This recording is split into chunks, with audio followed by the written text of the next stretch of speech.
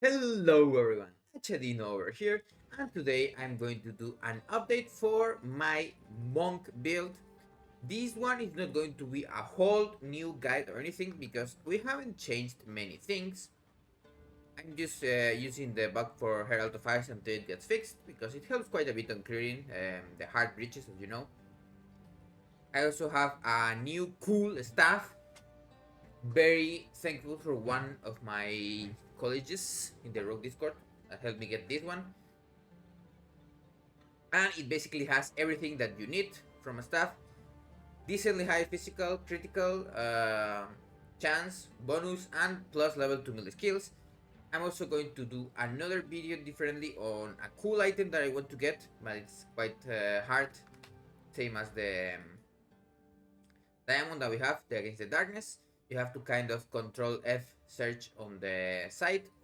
But I'm going to talk about the changes that I have done to the build. Now, as you might know, there are some changes. Now we don't run the electrocution parts anymore. So that means that we are also dropping this jewel. Now it's a 3-point jewel, same as this one. Likely on your journey to 100, I'm only 93. You can get those back, but right now I can't. And I'm dropping those and also these 3 points here because I'm not really freezing bosses anymore. I just can't get them to freeze if they are a big difficulty. I could get them to freeze if I spent more supports on that, but I'm not interested. In that place, I have gotten Patient Barrier and Ingenuity. Talking about Ingenuity, I also got the Ingenuity belt. Of course, as you might expect, even with the last build, we killed Chess in only one flicker strike. That got that reset. You can watch the cool clip that I have. You can see that I'm still not CI or anything. This is just, let's say, the end game of the build. One thing that is cool is I did some napkin math and a +3 to melee skills and critical chance is a little bit better than Astramentis just because you can also get some spirit. But one thing that Astramentis does is, let me tell you one thing that gives quite a bit of damage. Let's say it's 14 because it's the lesser one. It lets you use Berserk and this with a lot of strength, of course. You would have this at level 20 if you had the Astramentis. You would get 20% more damage. It's the only, let's say, spirit buff that it's out of our reach because we are not stacking anything apart from intelligence. I have the minimum of dexterity to equip my cool skills that I keep at level 18, Combat Frenzy, and Wind Dancer. I could even downgrade them a little bit more to 160 something to get even more intelligence. Why we have intelligence, I already explained it on the other guide, but because we are using Hands of Wisdom and Action, it's because they are just so OP and they give you an unreal amount of damage. As you can see, my Flicker Strike here has 10,000 Winter prevails. on that, and of course, if I take them off, I'm not even going to be able to equip my item, so that is it. Now, of course, the goals are to get a better neck, better rings, because this ring is very good. And it could have mana instead of life, or it could have even percentage, cold, or lightning. Same here, it has some mana and physical, but the three suffixes are kind of the best ones that we could have. And then we would want more anything but life, kind of like extra chaos or anything like that. It's so good. Of course, as we are CI now, spaghettification doesn't affect us negatively. Same thing with Event Horizon. You get that extra chaos damage, and you also get the you only lose the 3% energy shield when you use chaos thing. We only have Mantra of Destruction. And apart from that, I got, of course, a lot of defensive notes for energy shield. Then we have to Killer Instinct. Now I'm running this because I can. But remember, if you struggle with mana cost, because our mana costs are super high, you want a lot of mana, if possible, of course, getting good rings, mana. Also, you can get mana on your neck and on your helmet, and even on your boots if you don't want to use power threats. A cool thing that is also coming soon is that we will be able to change the sockets that we have. So I can change these ones because I'm overcapped on lining and everything. I can change these to defensive ones and have a little bit more evasion and energy shield. That is cool. Maybe get better roll ones, but the +1 to melee skills is of course very important. So we are not going to get that extra lightning damage or extra attack speed.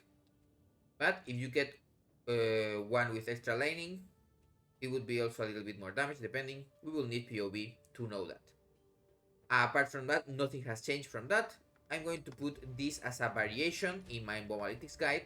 So it's going to be the same link as before, but you will be able to get into the passive tree and look at variations. And I may update it eventually also with the extra supports that I want to kind of put here. Likely, I want to put an extra support in Ice Strike and change some things a little bit. I will try them across the week, on the weekend. And maybe also one extra support in Charge Staff to get the extra damage. It's never bad. And Tempest Bell, I don't really want to use Tempest Bell for damage, so everything support here, so it doesn't cost a lot of mana. You can see I have any mana supports, and it still costs 300 and something. Our flicker is almost 500, so that is something. Custom critical, nothing has changed. We may put Despair or Temporal Chains instead. And same here, we are going to put the extra armor taken from Wind Dancer. And maybe I do some things, and instead of using Wind Dancer, I use Herald of Thunder to better clear, because I don't really get hit a lot. And if we take Wind Dancer off, my evasion is still 50 something percent. When I get more energy shield on my helmet, it's going to be like almost 60 without Wind Dancer. That can be kind of fine. I'm not going to run acrobatics. And Green Fist is just Green Fist. Very good. Of course, my goal is also getting level 21 on at least Flicker. And maybe, I don't know if I'm going to get a level 20 Ice Strike. I don't think it's worth it. But a level 21 Charge Staff would help a little bit, because you get extra power on the Shockwave. Tempest Bell and other places, there will be, let's say, secondary. Maybe for Mantle Destruction for 1 extra or 2 extra percentage. And all of the other ones are not super important. Grim Fist, I may just corrupt it myself until I get a +1 and then get one, but that is something for the future. Now, if you have stayed with me until now, I'm very thankful for that. And I'm going to talk about the last thing that I wanted to say, that even if you don't have the best stuff, like the stuff I have was nothing super crazy. It cost me like 10 divines like week 1 or something like that. Like, as long as you get critical hit chance, multiplier, and some extra level of skills, even if they are not super high, I've seen some of them for like 5 divines that are super decent, like almost 500 DPS, physical DPS. And then a little bit less extra critical chance, but critical damage is very good. Gives a lot of damage. Of course, Gain and Against the Darkness is also very cool. You can get that one that does like extra lightning and intelligence, but that is going to be super expensive. So I'm just getting one that gives me extra fire resistance, so that way I can just change my helmet without bothering to cap my fire just with this ring. This ring is all of my resistances apart from my chest. That is everything I wanted to say.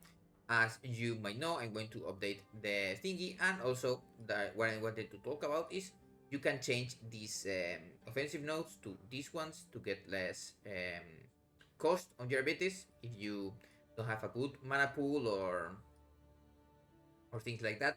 And one thing that I wanted to say, this last node, like Lucid Dreaming, on bosses, like, it is good if you can get 2 Flames of Chayula, or one, or maybe while you are doing the boss or something like that. It's better than reality rending. But if you are like lazy like me or something like that, or don't want to bother with these ones, you can get this reality rending point, and it will do some extra damage. Sometimes I do recommend that if you do that to get despair on your cast on critical, so you also get that extra power apart from the wither itself. You are not going to notice it super a lot, but sometimes you will get that 100% extra damage and the boss will just disappear. Of course, if you get something like 4 or 5 flames, it's going to be better to have that point, because instead of 7%, it's going to be 14%. They also last 10 seconds. Plenty of time to kill bosses. We have a very strong build, and I expect to see a lot of you people. And if you didn't know, of course, remember the timeless jewels are really good. Even if you don't put it here, that is the super prime point. Getting one here, you get two. Never bad. Some extra rage, cool things. I will see you on the next video.